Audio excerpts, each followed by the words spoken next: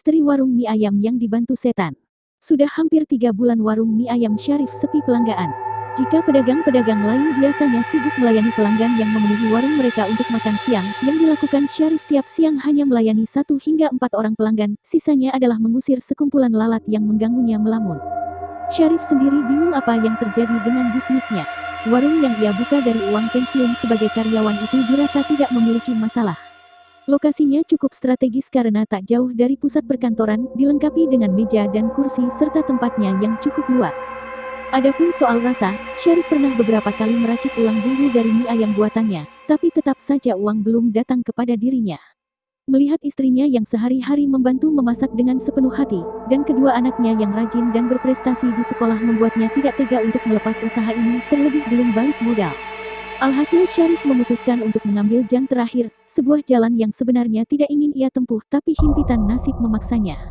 "Mbah, tolong bantu saya agar dagangan mie ayam saya laris," pinta Syarif. Mbah Nana hanya memandanginya sambil tersenyum kecil. Wajah itu seakan menunjukkan bahwa ia memiliki rencana untuk memutar balik nasib Syarif yang memohon kepadanya dengan sungguh-sungguh. "Sekarang kamu bisa pulang, tapi jangan lupa syaratnya, mie ayam kamu tidak boleh dibawa pulang, dan jangan lupa sesajennya," ucap dukun tua itu. Kalimat tersebut seperti kalimat penenang bagi Syarif. Keputusasaan yang berkobar di dalam dirinya seakan padam dengan janji yang diberikan oleh Mbah Nana. Sehari kemudian, Syarif semangat seakan membuka bisnis itu untuk pertama kalinya. Ia membersihkan meja, kursi dan peralatan makan, mengisi sambal dan kecap, juga menyediakan varian minuman yang lebih banyak. Pesugihan yang dilakukan Syarif ternyata membuahkan hasil. Ia tidak lagi menghabiskan waktu berdagangnya dengan melamun atau mengurusi lalat, melainkan melayani pelanggannya yang banyak. Orang-orang yang singgah ke warung mie ayamnya semakin banyak setiap harinya. Tidak ada lagi melamun dan mengusir lalat, hanya kerja keras untuk memberikan pelayanan terbaik bagi pelanggan-pelanggannya. Syarif sendiri bingung mengapa nasibnya berubah dengan begitu cepat. Ia tidak merombak resep mie ayamnya ataupun melakukan promosi besar-besaran, hanya spanduk yang bertuliskan nama warung mie ayamnya. Tapi, ia tak terlalu mementingkannya. Yang terpenting bagi dia sekarang adalah bagaimana caranya untuk tetap rutin menyajikan sajen, juga melarang dengan cara baik-baik setiap pelanggan yang datang untuk membungkus mie ayam buatannya.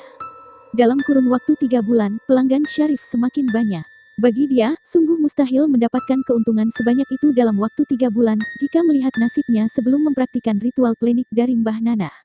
Dengan uang sebanyak itu, Syarif bisa mengganti perabotan yang lebih bagus, juga memperluas pelanggannya dengan cara menyewa ruko yang berada di seberang warungnya.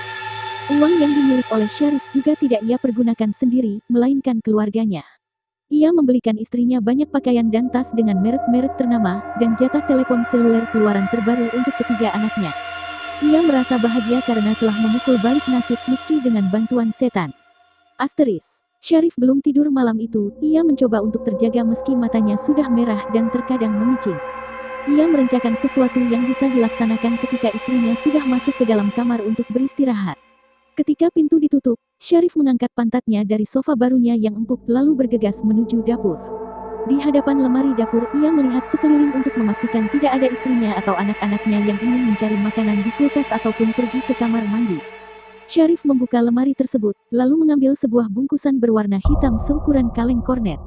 Dengan perlahan-lahan, Syarif berjalan masuk ke kamarnya dengan perlahan. Ia membuka pintu, lalu mendekati istrinya yang sedang beristirahat. "Selamat ulang tahun," ucap Syarif dengan suara yang cukup keras. Respon sang istri ternyata di luar dugaannya. Sekotak emas yang ia taruh di dalam bungkusan tersebut tidak membuat istrinya terharu atau bahkan tersenyum. Istrinya hanya terdiam seakan-akan memendam sebuah masalah rumit. "Memang benar kamu sekarang makek pesugihan buat warung mie ayam?" tanya sang istri dengan nada rendah. Mendengar pertanyaan itu, Syarif yang tidak memberitahukan ini kepada siapapun sontak kaget. "Kok kamu nanya kayak gitu? Siapa yang bilang?" Syarif berusaha tenang meski jantungnya berdebar. "Aku dengar dari temen aku tahu dari temennya lagi yang katanya bisa ngeliat." "Ngeliat apa maksudnya?" tanya Syarif heran. "Gak tahu juga, pokoknya ngeliat orang itu punya mata batin katanya, tapi aku coba buat gak percaya, meski sekarang aku masih aja kepikiran," ucap istrinya. "Mereka hanya orang-orang iri yang tidak bisa lihat orang lain sukses. Mungkin ini adalah rezeki yang memang diberi Tuhan. Tidak usah kamu memikirkannya, cukup manfaatkan rezeki yang sudah diberikan kepada kita." Syarif mencoba menutupi cara liciknya dengan membawa-bawa Tuhan. Pertanyaan itu ternyata tidak selesai malam itu. Beberapa hari setelahnya, pertanyaan dan kabar tentang warung mie ayam Syarif yang menggunakan pesugihan semakin nyaring di telinga Syarif dan istrinya.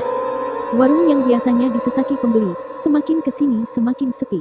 Syarif padahal belum sekalipun melanggar syarat yang diajukan Mbah Nana, tapi tetap saja pendapatannya semakin menurun setelah 4-5 bulan sebelumnya berlimpah. Nasib yang semula buruk, lalu membaik dan sekarang menjadi lebih buruk adalah apa yang dialami Syarif belakangan ini. Tentu saja ia kesal, apalagi ketika mendapati hinaan tentang warungnya. Ia tahu bahwa tak sedikit tetangnya yang menyebut mie ayam Syarif dengan sebutan mie ayam lidah. Selang beberapa waktu, hinaan terhadap mie ayamnya malah semakin menjadi-jadi. Jika sebelumnya mie ayam buatan Syarif disebut mie ayam lidah, sekarang ada saja yang menyebut mie ayam Syarif diracik oleh setan. Hinaan ini lama-kelamaan tidak membuatnya kesal tetapi juga bingung. Syarif mencoba tak memikirkannya karena ia sama sekali tidak merasa telah melakukan perbuatan jahat. Menurutnya, Mbah Nana hanya membantunya untuk memperlancar jalannya rezeki tanpa bantuan setan atau apapun. Pada akhirnya Syarif kalah juga oleh rasa penasarannya. Tanpa sepengetahuan Mbah Nana, Syarif mencari orang pintar lain untuk membantunya membuka mata batin. Hal ini dilakukan karena ia ingin membuktikan apakah Mbah Nana sesuai dengan apa yang ia percayai, membantunya dengan pesugihan yang memang licik tapi tidak melibatkan setan di dalamnya. Malam itu Syarif menutup warungnya lebih awal guna mempermudah proses membuka mata batinnya yang akan dibantu oleh Ki Somad. Ia mengenal Ki Somad dari salah satu kawannya. Kawannya merekomendasikan Ki Somad karena ia dipercaya dapat membukakan mata batin. Syarif hanya berdua dengan Ki Somad malam itu. Keheningan membuat rapalan mantra Ki Somad terdengar keras. Syarif tahu bahwa rapalan itu tidak beda jauh dengan ritual klinik yang dibaca oleh Mbah Nana, tapi ia tetap mencoba untuk mempertanyakannya. Ketika kamu membuka mata, jangan panik. Ada saya, ucap Ki Somad. Syarif terkejut dengan pernyataan itu. Ia bertanya-tanya tentang apa yang berada di balik matanya. Setelah membuka matanya, Syarif tak percaya atas apa yang ia lihat. Di gerobaknya, terdapat makhluk besar yang sekujur tubuhnya dipenuhi rambut seperti kera. Matanya merah dengan mulut yang seakan-akan tersenyum ke arahnya. Adapun dari mulutnya dipenuhi air liur yang menetes-netes di atas kuali tempat ia merebus mie. Melihat semua itu, Syarif tahu bahwa tidak ada pesugihan yang tidak melibatkan setan, juga Syarif tahu dari mana asal mula hinaan terhadap mie ayamnya berasal. Tulisan ini merupakan reka ulang dari kisah yang berkembang di masyarakat. Kesamaan nama dan tempat kejadian hanya kebetulan belaka.